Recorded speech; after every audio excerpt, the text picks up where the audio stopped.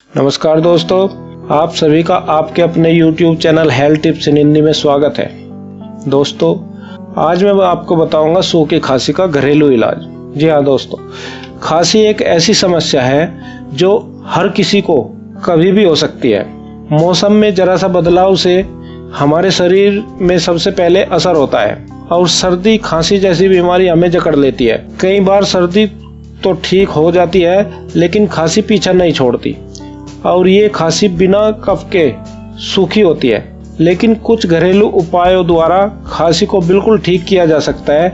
आइए जानते हैं सूखी खांसी का घरेलू इलाज।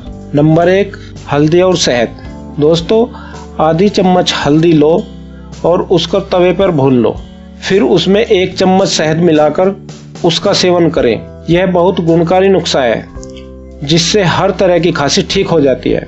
नंबर 2, अदरक। दोस्तों, अदरक को अच्छी तरह से पानी में उबाल लो और फिर उसमें 2 चम्मच शहद मिलाकर उसका सेवन करो। इससे भी खांसी में बहुत आराम मिलता है। नंबर 3, त्रिफला। यह बहुत गुणकारी औषधि है। त्रिफला में बराबर मात्रा में शहद मिलाकर पीने से खांसी में बहुत जल्दी आराम मिलता है। नंबर 4, सौंठ। खांसी आने पर सौंठ को दूध में उबाल कर लीजिए। रात को सोते वक्त इस दूध को पी लीजिए। इस उपाय से खांसी कुछ ही दिनों में बिल्कुल ठीक हो जाएगी। नंबर 5, शहद, मुनक्का और किशमिश। इन सब चीज़ों को दूध में उबाल कर पीने से खांसी में बहुत जल्दी आराम मिलता है।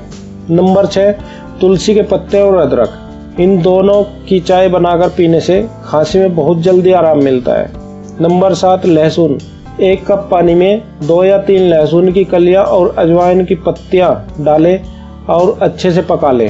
फिर ठंडा होने पर इसका सेवन शहद के साथ करें। इससे बहुत जल्दी आराम मिलता है।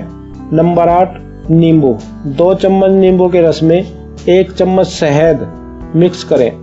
फिर इसका सेवन दिन में कई बार करें। इससे भी खांसी में बहुत जल्दी आराम मिलता है।